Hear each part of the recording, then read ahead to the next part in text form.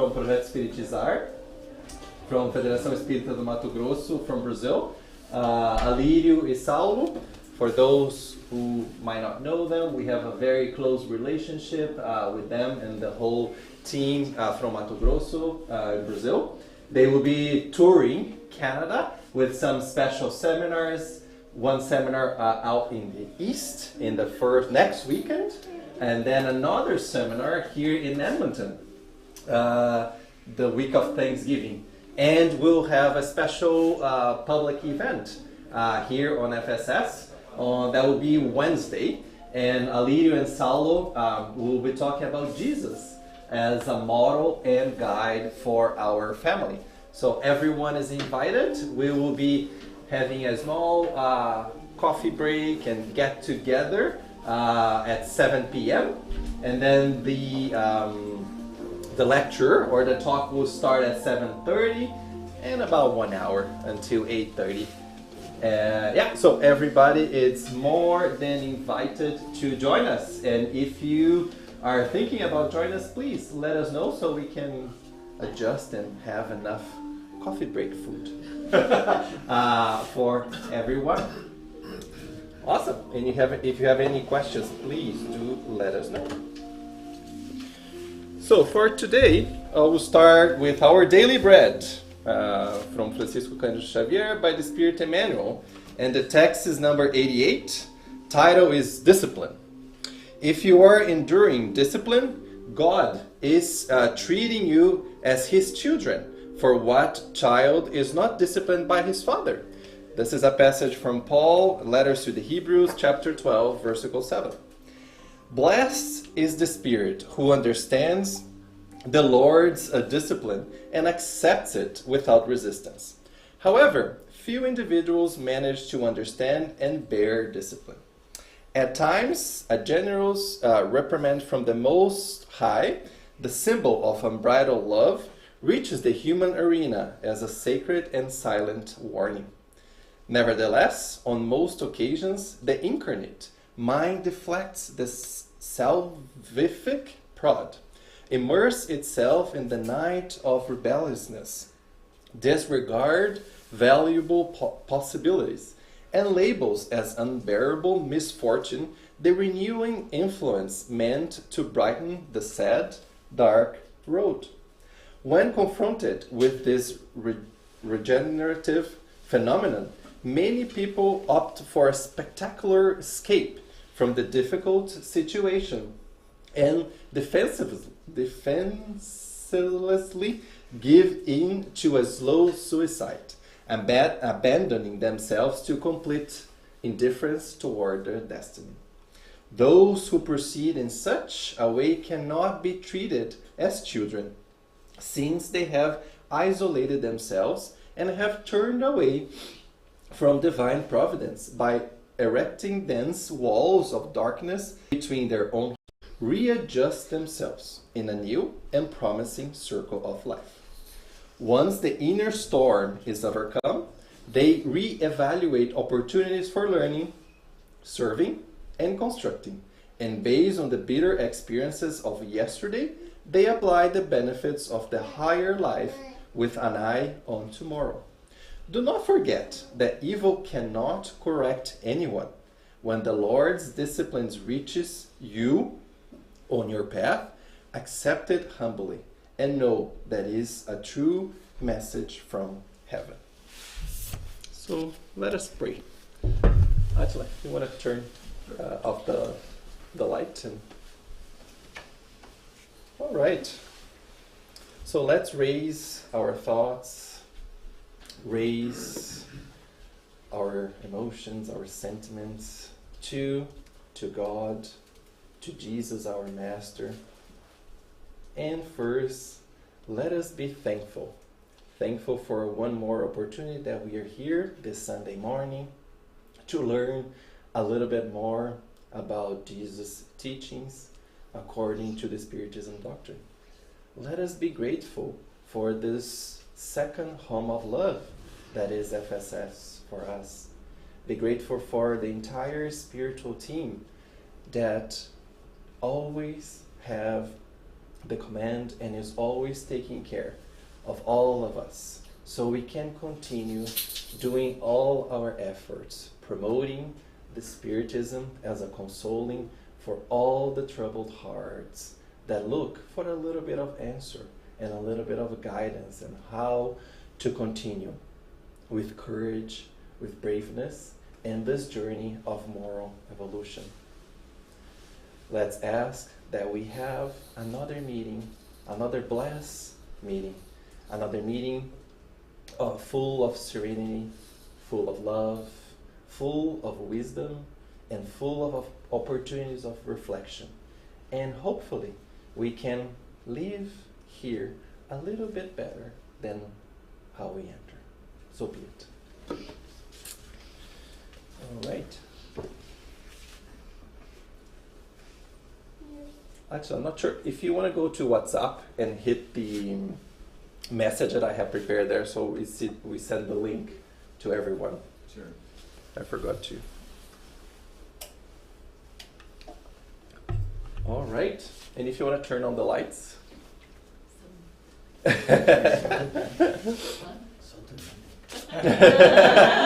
So demanding, right? Do this, do that. Sorry, Attila, but thank you.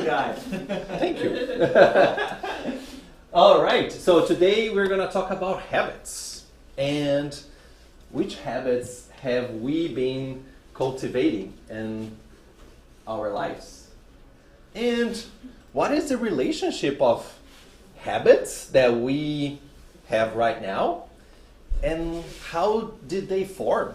How those habits became a habit for us? What is the relationship of habits and maybe some of previous lives that we had?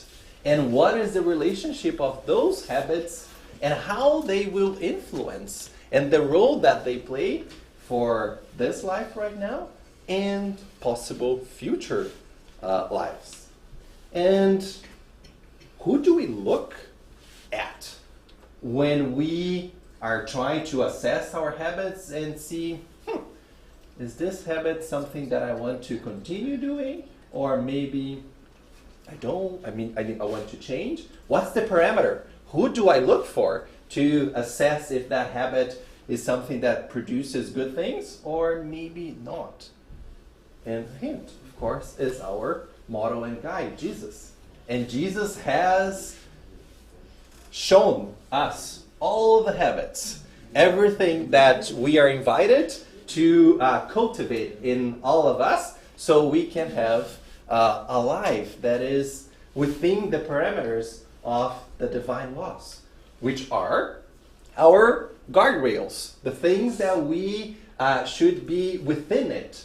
Because every time we decide, using our free will, because we can do whatever we want, there is this law of free will, but every time that we try to deviate and go outside of the parameters of the divine laws, we get lost. And we incur in some maybe not so good results, right?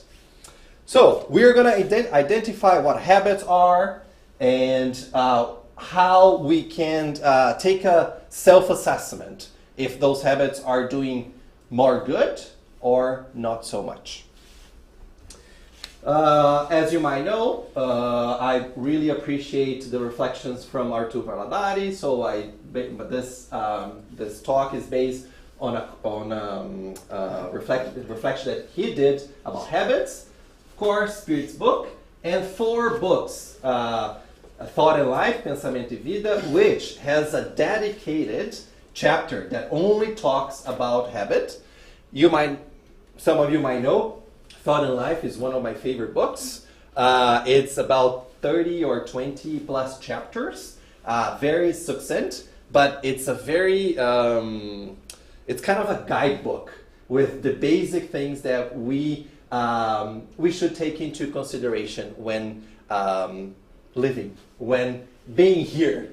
And a little bit of history of that book. That book was written as a request, I think, from Chico, and Emmanuel said, this is kind of a fast track course that spirits, before reincarnated, Those are all the lessons that those spirits would like to know and be better prepared when being here on earth.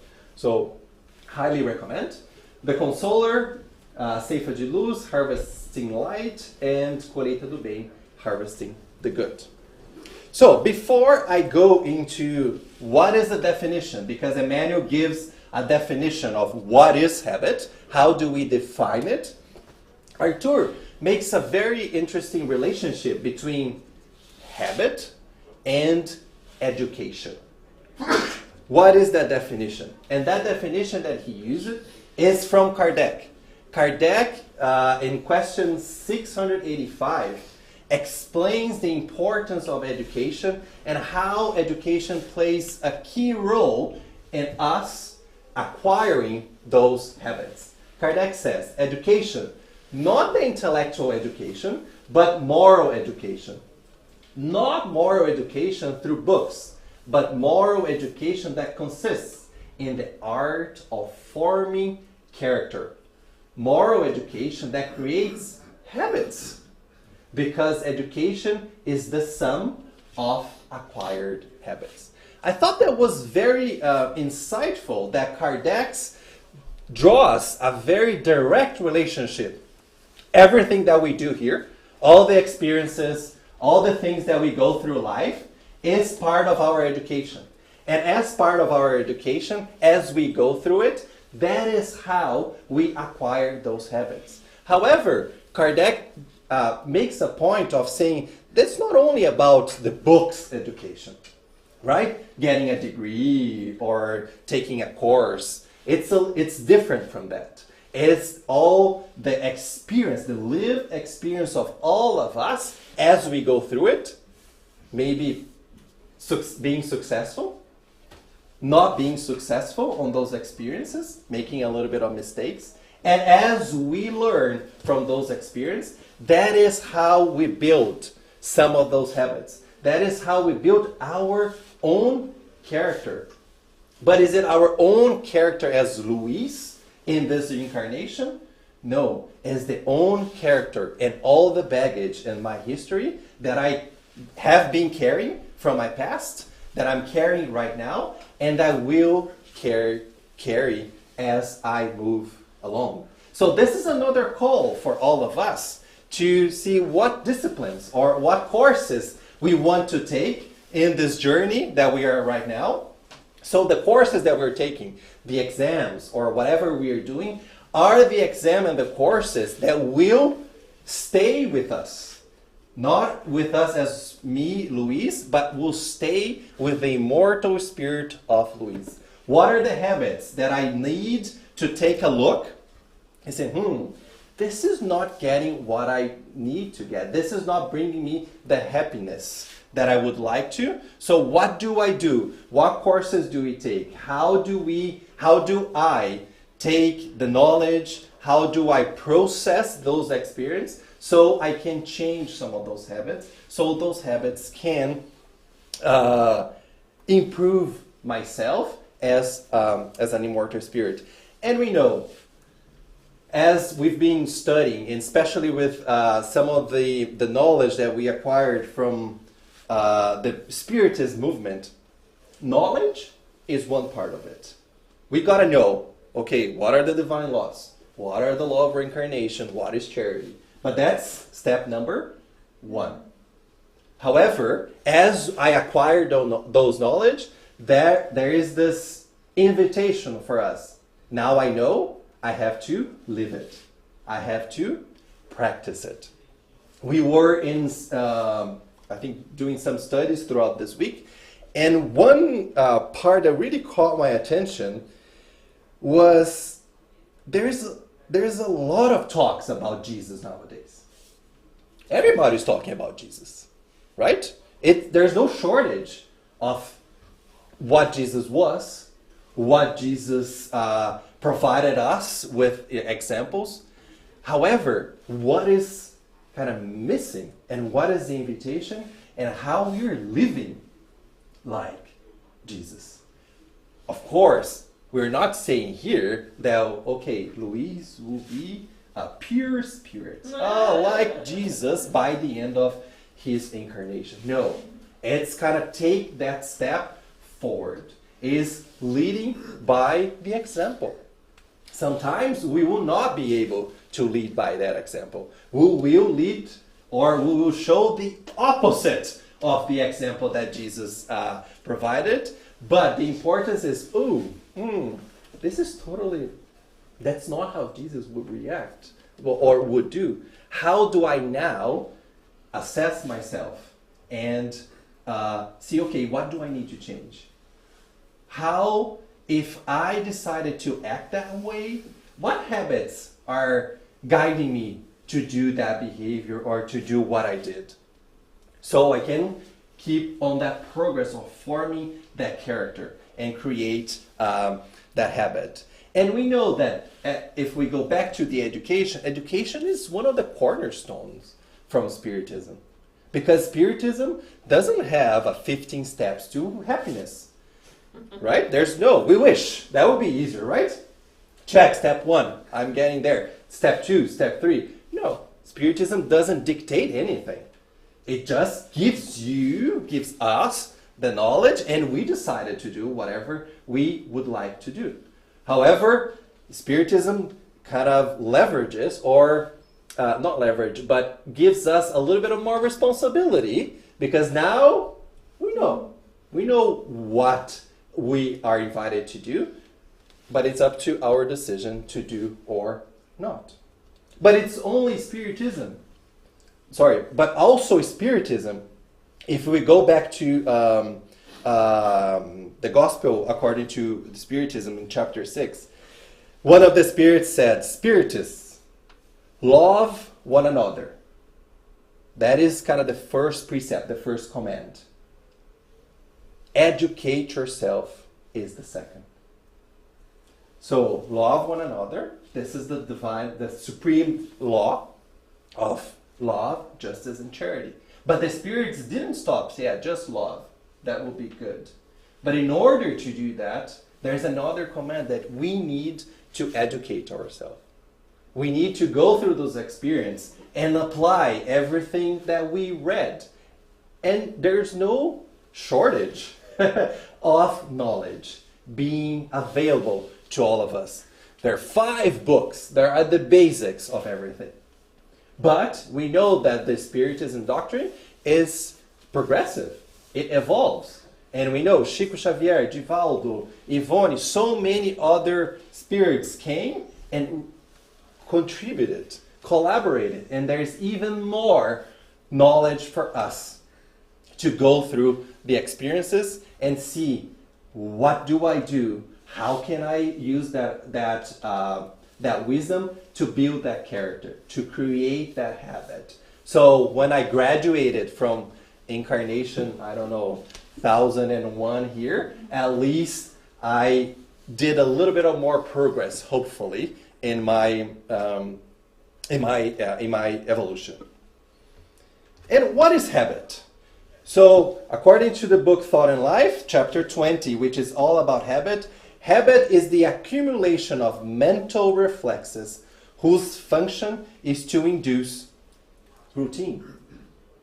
So, accumulation. What is that accumulation? It's the accumulation of all my other reincarnation. Right? Everything that I've done in the past, I created mental paths here. And as soon as I'm faced with that situation, something triggers. Luis, this is the way you do it. Or this is the way you've been doing it. Right? There is, I think, she's a scientist. She has a channel on YouTube that I recommend everyone. Kardec Radio. Vanessa, her name. Here, she brings reflection that Emmanuel, and this book, Thought and Life, I think was written in 1950s, right? And Emmanuel was so advanced at that time, saying that it's our habits are the accumulation of those mental reflexes, because everything happens in our mind first. And we know that some of the scientists, they try to correct our behaviors.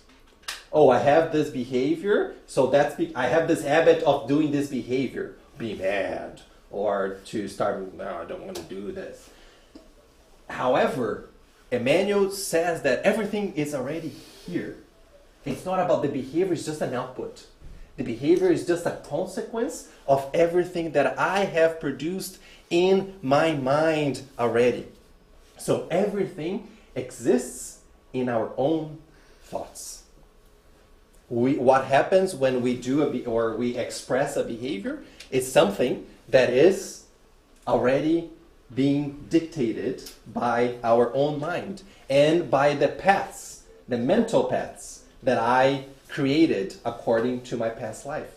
Go ahead. I think we talked about this in another lecture with Vito, how we have our genes that are kind of dormant, right? And then according to how we act, we kind of wake them up. So that's what the reminded me of. Interesting. And those genes, are they there just by accident? Oh, for sure not. You got Thrown in, right? Oh, here's some So extra. Luis needs a little bit of those genes here because he has decided to take care of those genes and maybe do a transformation of those genes because he or I decided to do something with it, right? But in our tour, in one of the lectures, he said that if we take that everything it's already in our minds, knowing God as our the supreme reason for everything, right? Everything that we have here, this earth, how it was created, it was in God's thoughts already. It was in God's mind. We know we are kind of shaping God as a human, and we know that it is not. But as the earth was created, the entire universe was created, everything happened in God's thought first. And then the same thing happens to us. Everything happens. What I'm saying here already happened yesterday or 2 days ago as I was preparing, and now I'm just delivering and saying the words and my energy and everything because already is in my thought. When we immigrated to Canada, wasn't all of that in our thoughts already? We think about it. Say, okay, now let's do the work. Let's search. What do I need to do? Where do I go? It starts just making it happen, becoming real, but everything happens here. The same way that our habits, it's all in here. The mental paths are all in our minds already.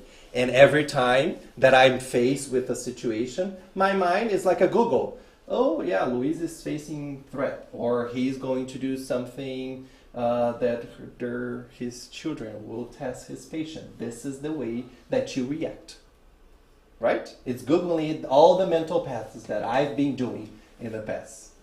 And I always bring my children here because it's a great opportunity that I'm having to change a little bit of my paths. Absolutely. Not a little bit, a lot of my mental paths, how I react to some of the situations that I'm exposed with them, it's kind of that reaction. Luis, you deal with things, do it again. And then I say, oh, but that's not the results that I would like to get. So then there is an invitation for me to, okay, so let's see if I can change and create another mental path. Because that habit or the way that I dealt with the situation, it's not the way that I would like to continue doing it.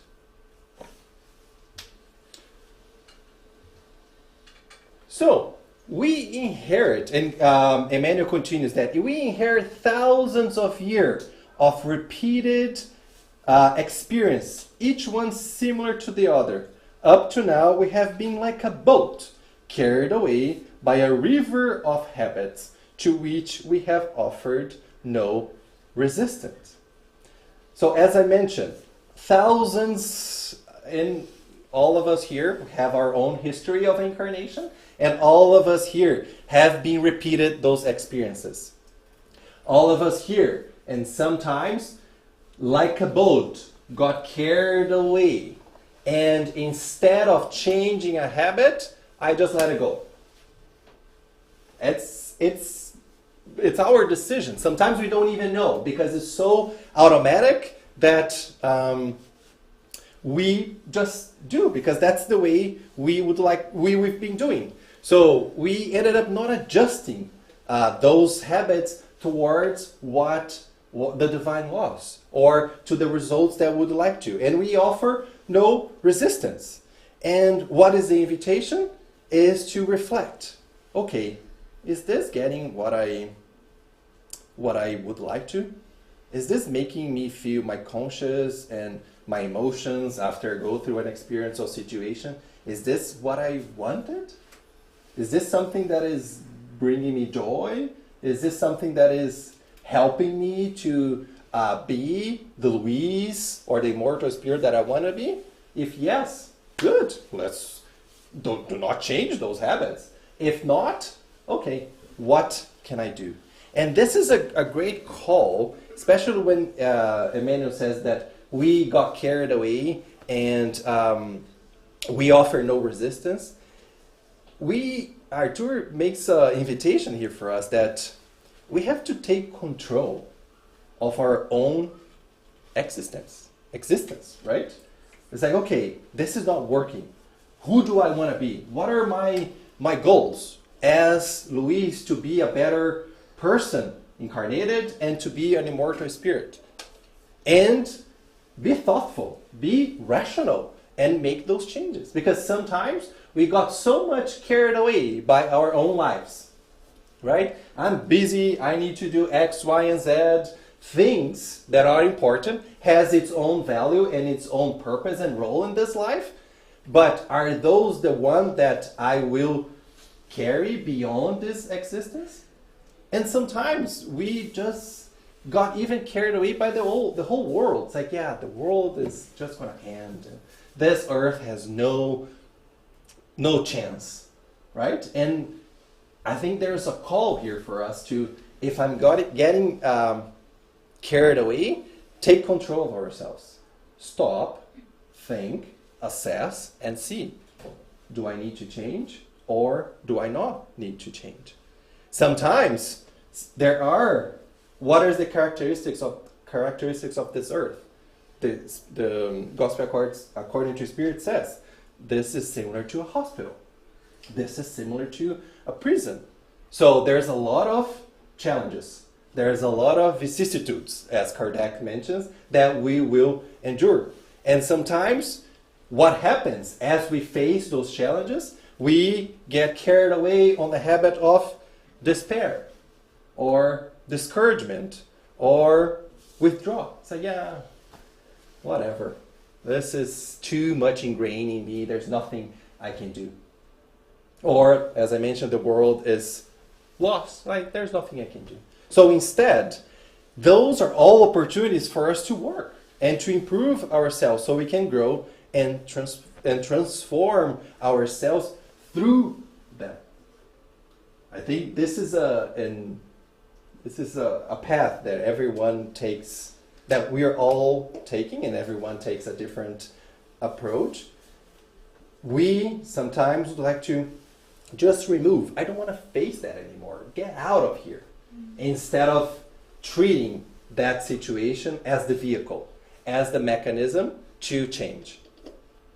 Sometimes because the situation is very challenging and requires a lot of us. So it's easier just to shove it. It's like, and even in our praise, it's like, yeah, please God, just eliminate that person from my path.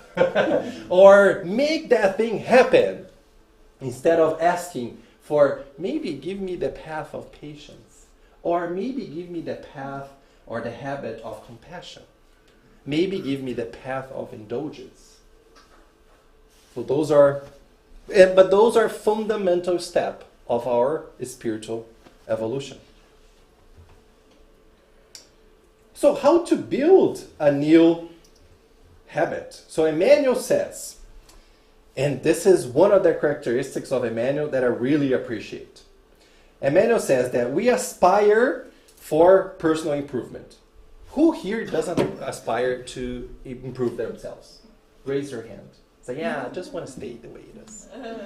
I think that's a very good assumption to make, that all of us would like to be a little bit, a tiny bit, or a lot much better.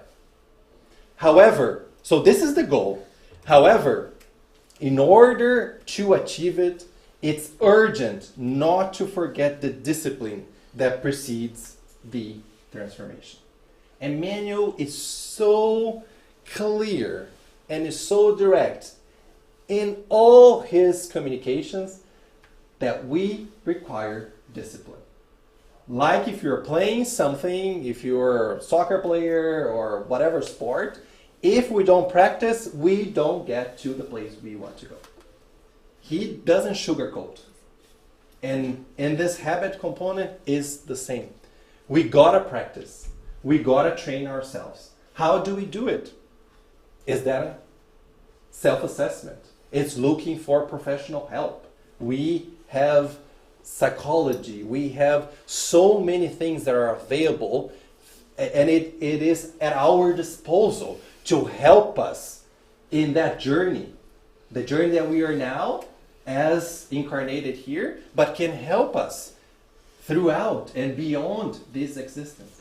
So if you want to improve ourselves, if you want to change those habits, there's no other way other than practice. Other than take that education, that first component that I mentioned, seriously and do the work. And we'll make mistakes? Yeah, we will.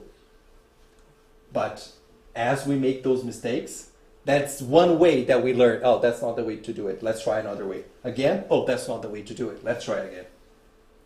Because and Emmanuel says, there's a popular saying, considers that habit makes second nature, right? Oh, yeah. Let's take Chico. Like, he had a habit of love.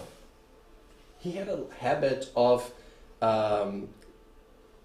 doing the good for everyone and to work.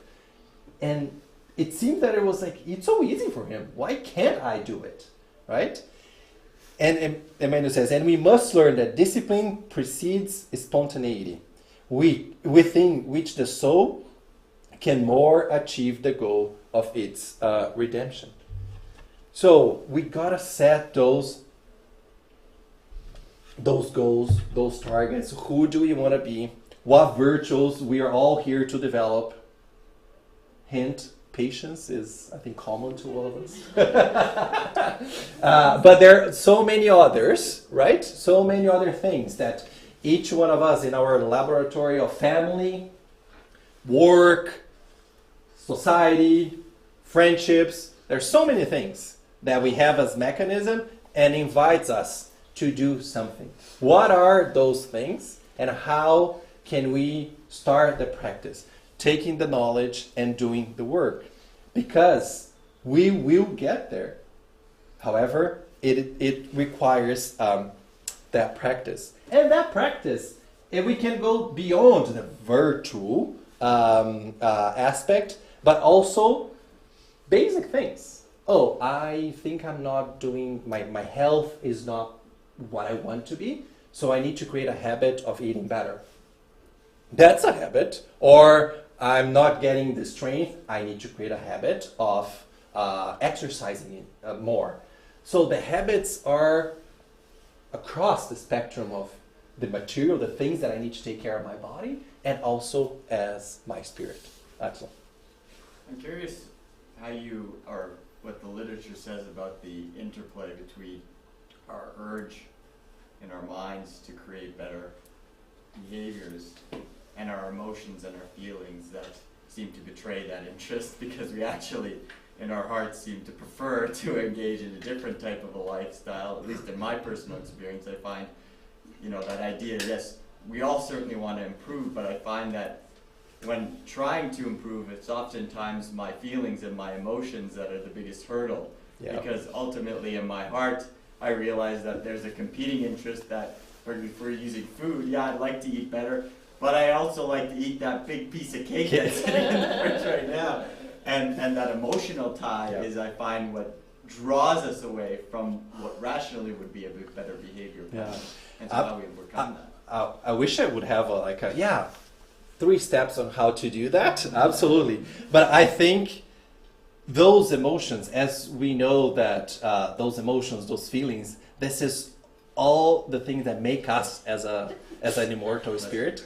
And they are the challenges or the things that we need to be aware first, right? Okay, why am I desiring to do X? Why that feeling is so strong for me to do that? And okay, what can I do now? And if I know that every time that I ignore, I want a better result, but my feeling, my emotions dictate that, and then I do what I did, it's like, but I didn't want to do that, right? So what are the things that trigger that those feelings and emotions are getting to us? And how can I be more in control of that? And being aware, okay, something is happening.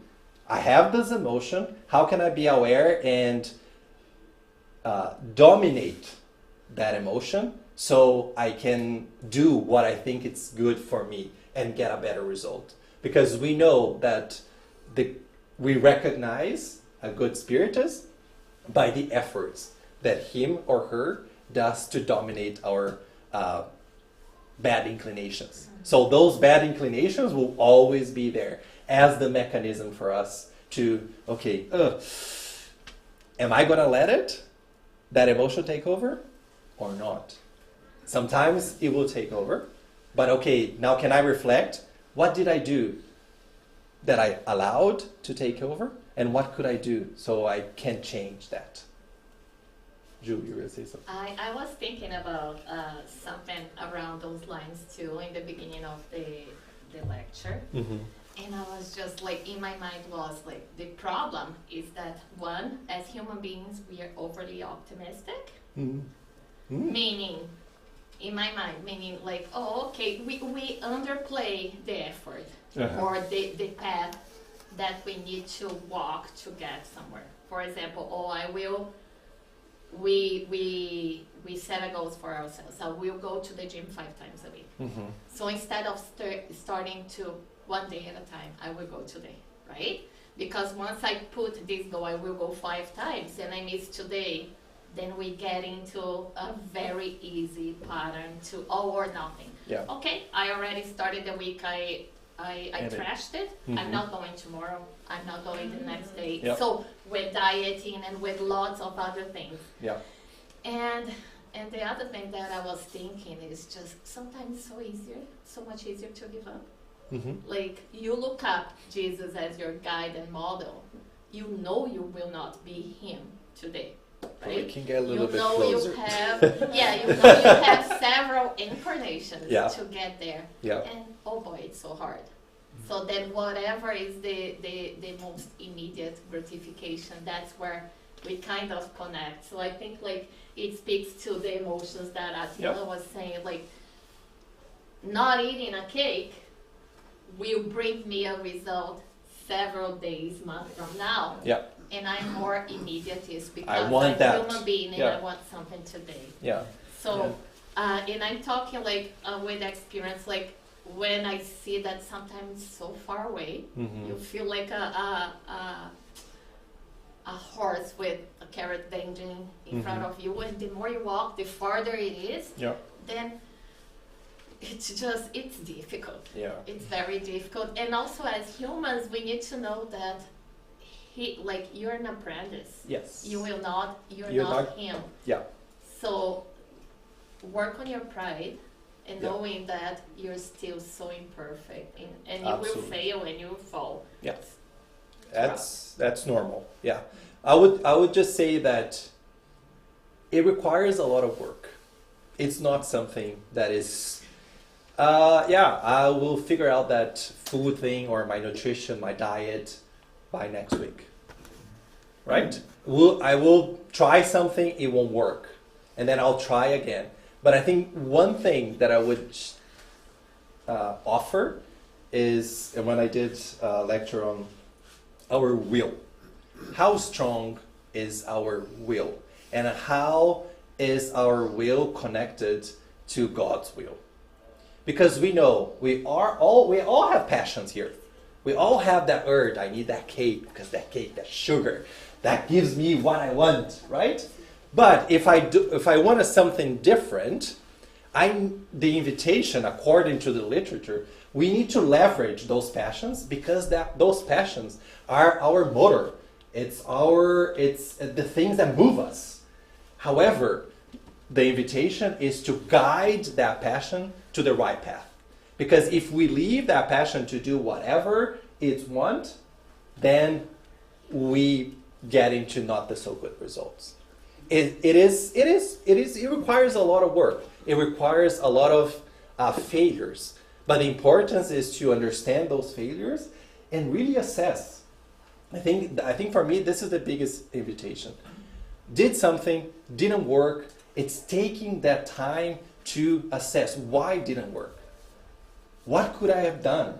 What was the trigger? What was the thing that passion took over? That emotion, that feeling, that sentiment, right? We need to create that habit of doing that self-assessment. And sometimes, as we saw, we got carried away.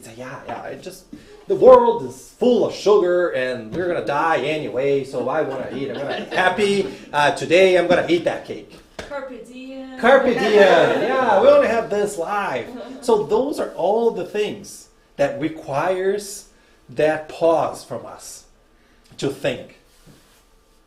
Yeah, and being compassionate. It's like, oh yeah, I thought I was going to do that diet. I did the first day, the second day, full of cake, and that was not what I wanted. Okay, all right, step back.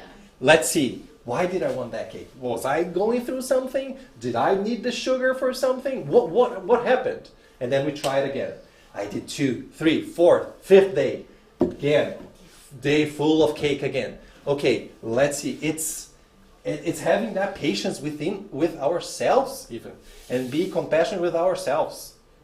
Because there are some of those emotions and sentiments that really, it's a habit that is ingrained. This is how I have been doing things for most of my entirely immortal spirit life. So that path is so strong in our minds that really takes a lot of effort to make a change. Well, you're going to say something. We were created simple and ignorant, right, with a lot of instinct, right? The instincts that help us survive is the same that stop us to do what we want to do, that we believe that is better, right? Yeah. But it's a process, it's evolution. A process, yeah. When we are getting evolved, we will need less instincts to help us, and we will be more in control, right? Yeah. And so in the beginning, we don't even realize that we are doing things that is bad. Then we start to realize, and then it will be like very difficult for us to go back. To not eat the cake. Yeah. It will be like a sacrifice. Yeah. Then we start to do not eating because we know that's better for us. Yeah. And then it become an habit, and then it will be simple to do. Yeah. Right? It will be part of our beings, right? And two things. Maybe one, I want to make that can help a little bit of that answer. And the second one is sometimes we want to tackle the whole elephant in the room, right? I'm going to be patient as Jesus. Right? Very humble. Or I want to do the charity work that Chico did in this incarnation. Sometimes we are in that optimism kind of, I want to tackle everything. But maybe let's tackle something easier, small. Maybe the nail of that elephant, right? Maybe it's a habit. It's like who has driven or take 14th Street? It drives me nuts driving 14th Street. Nuts. Because I'm anxious driving, and the people stay on the left lane when they should stay on the right lane. And they drive like 40 kilometers an hour.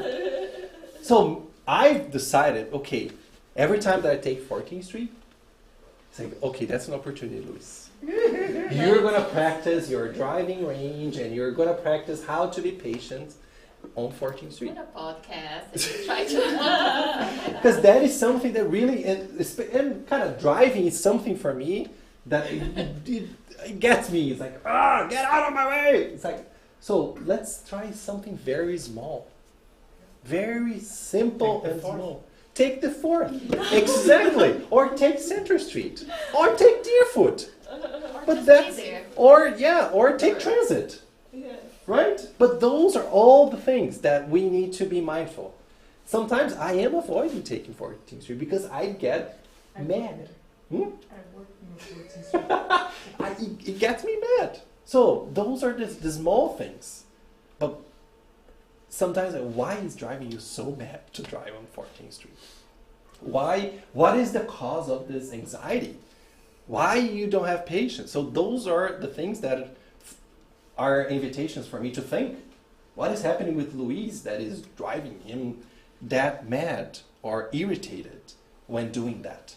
Instead of, now I'm going to be the peaceful driver. I'm going to practice all Jesus. I'll be close to Jesus. If Jesus was driving 14th Street, he would be... No, I'm not there yet. So I need to take smaller steps.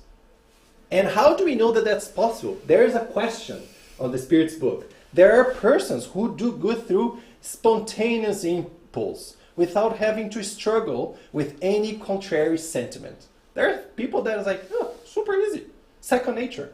Do they deserve the same merit as those who have to struggle against their own nature and who manage to overcome it?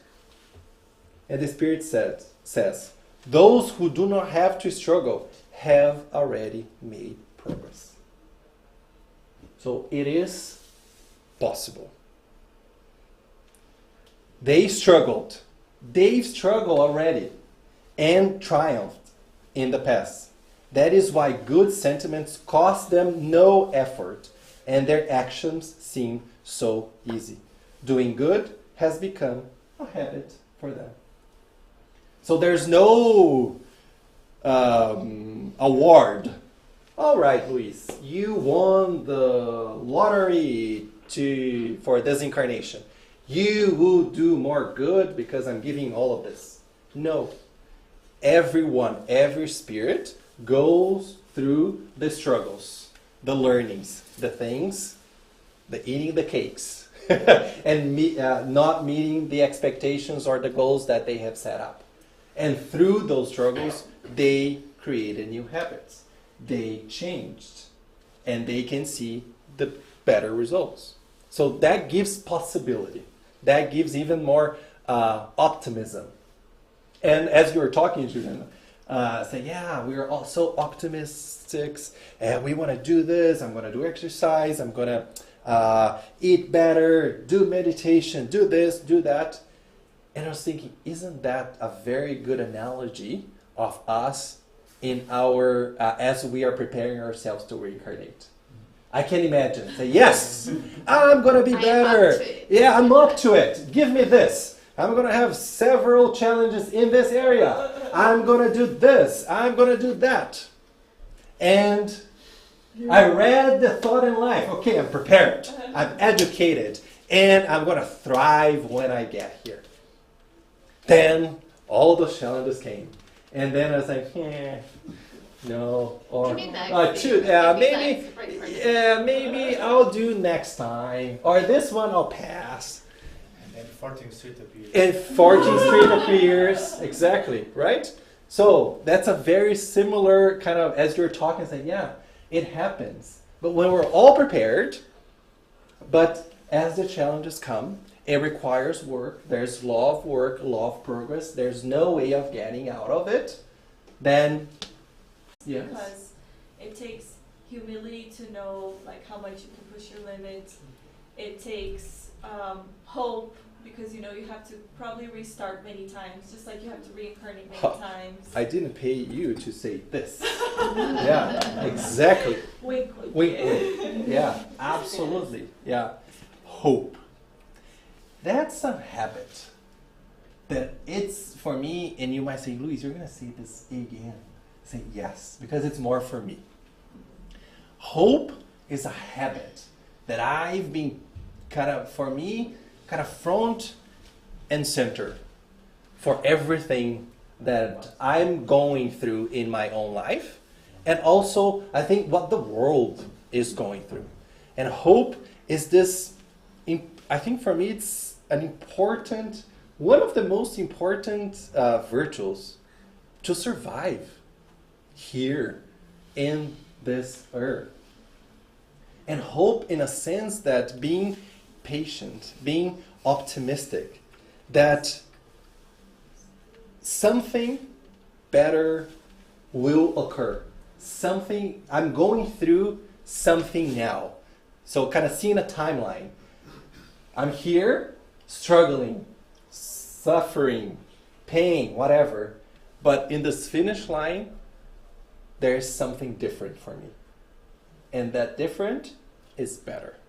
And that hope is something that gives me the strength, that gives me the hope, and gives me the idea and the certainty. In a world of uncertainty that we live, that hope gives me that certainty that this shall pass, and this will pass, and something is better for me towards the end.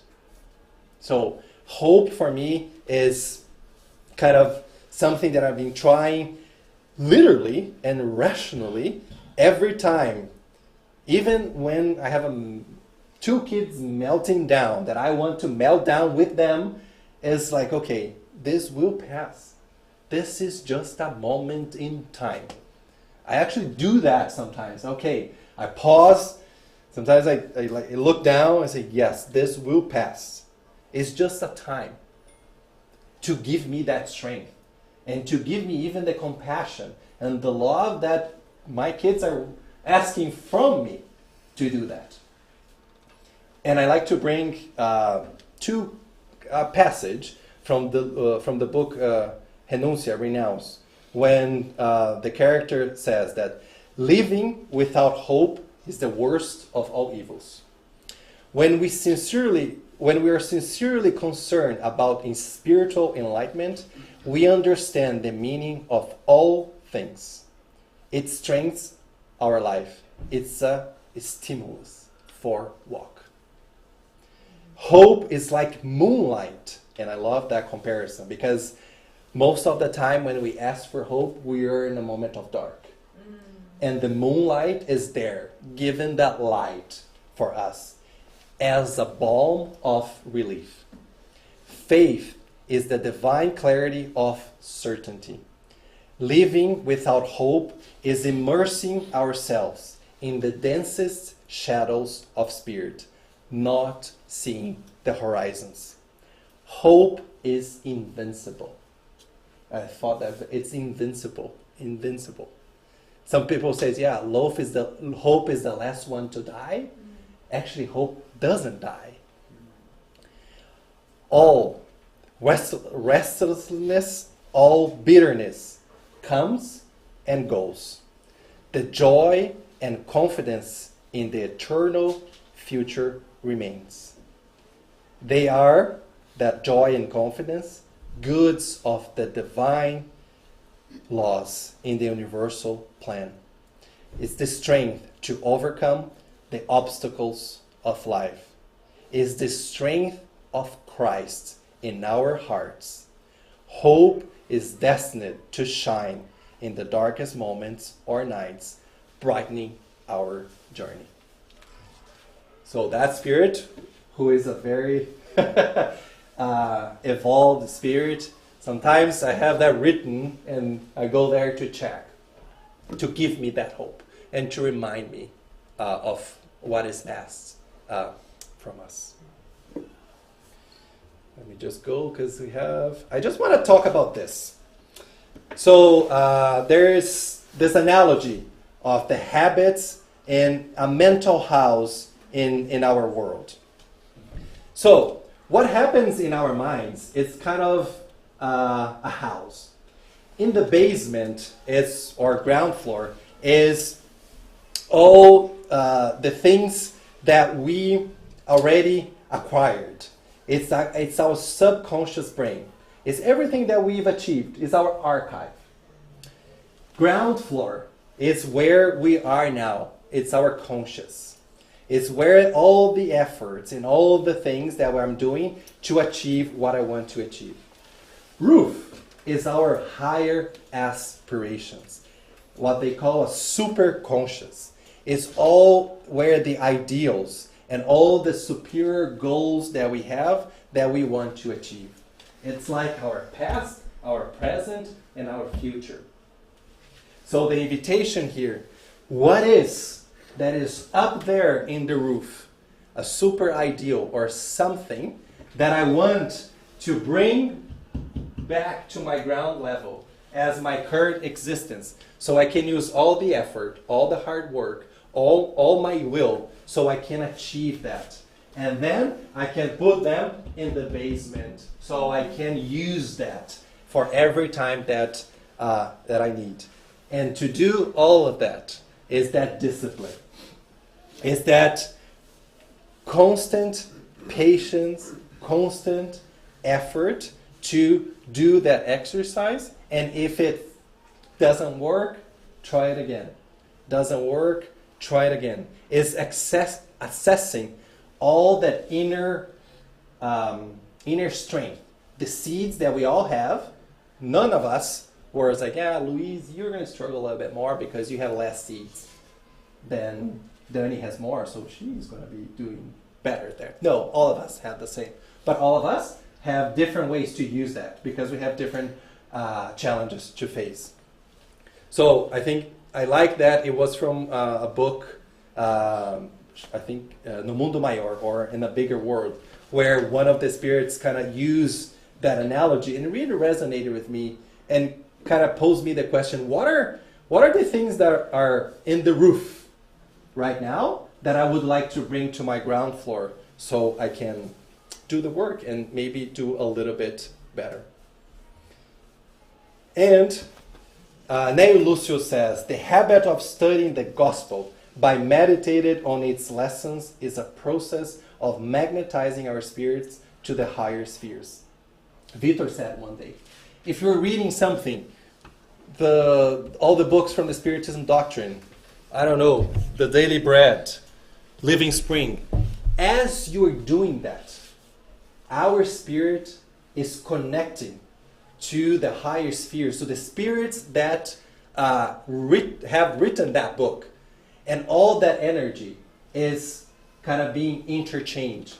So that is just to reinforce, as we are struggling or going through something, grab a book, connect to something higher, connect to something that will give us some of the oomph, that push, or maybe that hope that we're trying to get. So the importance of us to doing that practice.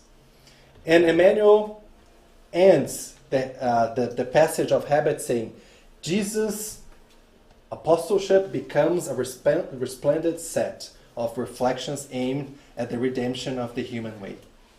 He taught the virtue of simplicity, of humbleness, being humble, humility.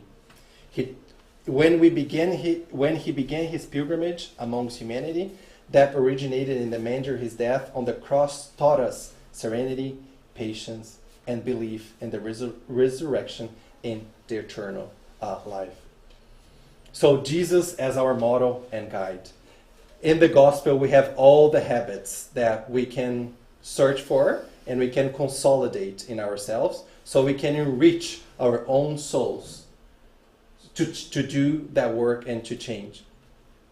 Jesus has no roof anymore, right? Everything in the roof is already in the basement for Jesus. So we'll get there, as we saw on the question 894. But there is an invitation for us to look for it and to do that work. All right. Thank you. Thank you. Let's go to our final prayer.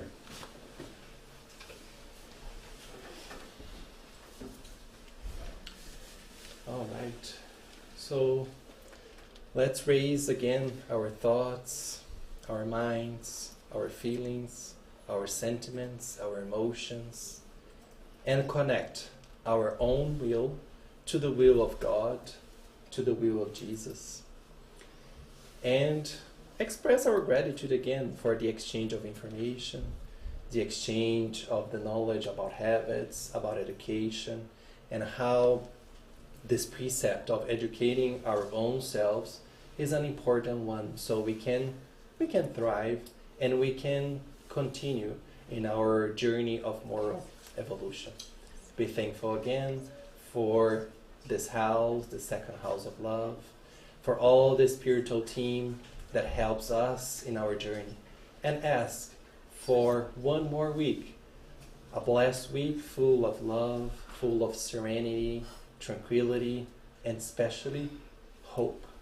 May all of us, going through the vicissitudes and challenges of our life, remember of hope, and how that hope is the light that helps us in our darkest moments. So be it.